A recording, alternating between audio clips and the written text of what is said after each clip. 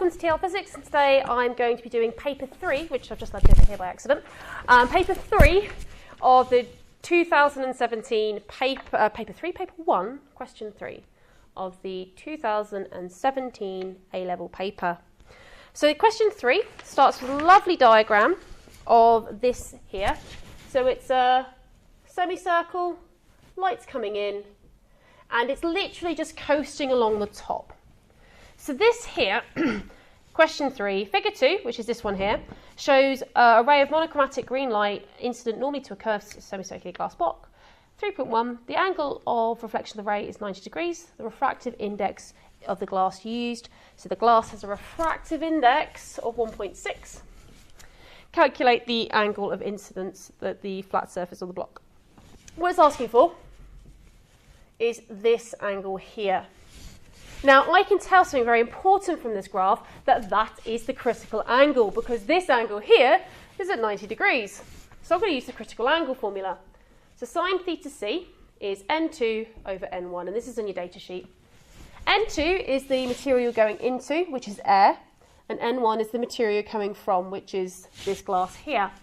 Now, the refractive index of air is 1, and you need to know that. 1 divided by 1.6 equals sine theta c. So sine to the minus 1 of 1 over 1.6. I'll just put that into my calculator. 1 divided by 1 divided by 1 divided by 1.6 divided by 7.1 is 38.68, or approximately 39 degrees. Please make sure your calculator is, of course, in degrees, or this is not going to work very well. You'll find that mostly in paper 1 you need to be in degrees, and in paper 2 you tend to flip between the two.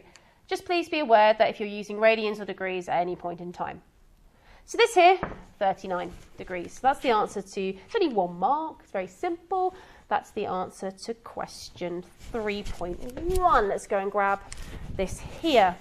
Okay, so let's look at 3.2, which is taking the same diagram, but this time we're going to be adding a nice thin film of liquid. And this angle here, if you have a read of the question, so a thin film of liquid is placed on the top of the surface, as shown in figure 3. The angle of incident is changed, so the angle of refraction of the green light is still 90 degrees. So the light still looks like this. The angle of incidence, this angle here, is 58 degrees. Find the refractive index of the material. So this is still dealing with the same concept of critical angle. So I'm going to be using this formula again. And n2 over n1. And so this time I know that I've got sine theta c, and that's going to be 58 degrees, equals n2, which is, I don't know, over 1.6. So n2 equals 1.6 times by that.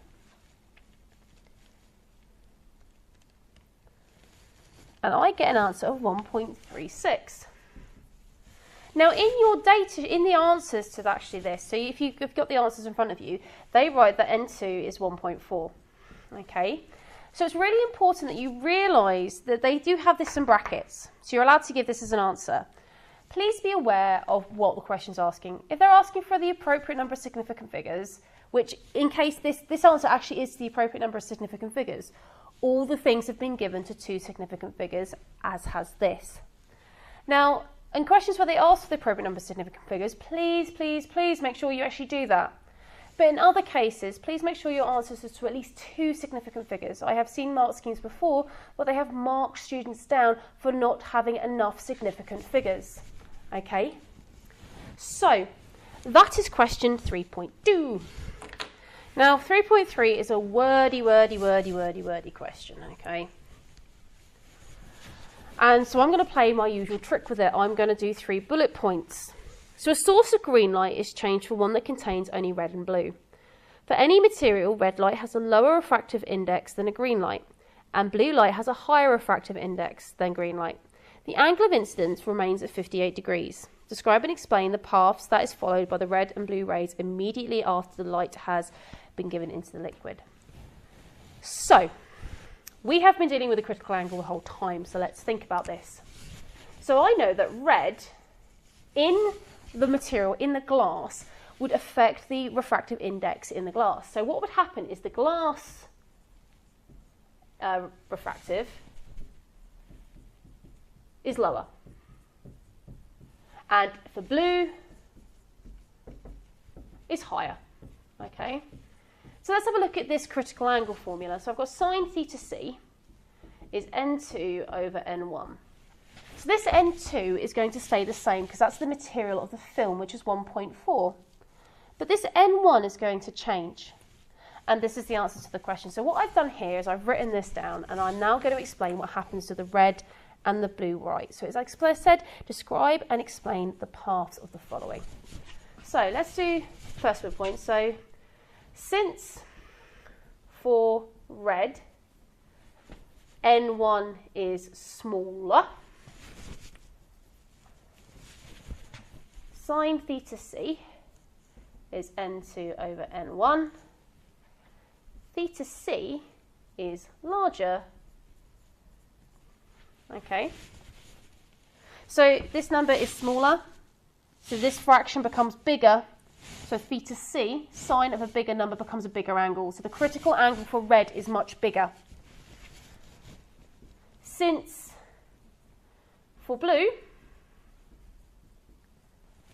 n1 is bigger, sine theta c is n2 over n1, theta c is smaller. So I've described what I've actually explained what happens. Now I need to describe what the hell will happen to this light. Since the critical angle for blue is much smaller than the critical angle for red, and it's smaller than 58 degrees, so it's going to be smaller than green. So this is going to be bigger than greens. This is going to be smaller than greens. This means this blue would totally internally reflect. Okay, so if I just bring up the answer up to here, sorry about this. Therefore, blue will go through TIR, or total internal reflection, and red will leave material. Okay, so what's actually happening is I have described what would happen. Blue would go through TIR and red will leave the material. That's worth 1 mark. And then explaining why this is true is the second and the third mark. So what I've done here is I've had a massive hint that we've used critical angle a lot. And I've gone, okay, cool, I'm going to look at critical angle. So since for red, n1 is smaller, sine theta c, n2 theta c is larger. So the critical angle for red is much larger. Since for blue, n1 is higher, critical angle is smaller. I've explained what's happening. Now I'm going to describe how that will affect the light. Blue will therefore go through TIR, or total internal reflection, and red will leave the material. Now if I'm just going to bimble over to the mark scheme here to get the specifics, so you can hear my voice. So you get 1 mark for talking about the correct description of refraction. Okay. You can talk about the this mark scheme is quite wishy-washy. So that is actually the physics that would happen that I've got on the board. They have said that, or if the refractive indices change by the same factor, critical angle will stay constant, so path followed by red and blue stays the same. Or don't know if the refractive indices change by the same factor, so can't predict the effect on the critical angle, so can't predict the paths of red and blue light. For the second 2 alternatives, the third mark about the puzzle is dependent on the first. So this mark scheme is a little bit wishy-washy. They can give actually 3 answers. What I've given you is the actual physics behind it, and actually using my common sense and going, you know what, they've talked about the blinking the critical angle the whole time. Let's actually have a look at that formula and see what would affect the critical angle. What will happen here? Oh, 1 will totally internally reflect, 1 won't, because I'm affecting the material thing that would happen. This is the first answer on things, so this is the one they're assuming that you would get to. So this kind of question here, I've done 3 bullet points. I've explained the physics, and I've described what would happen here.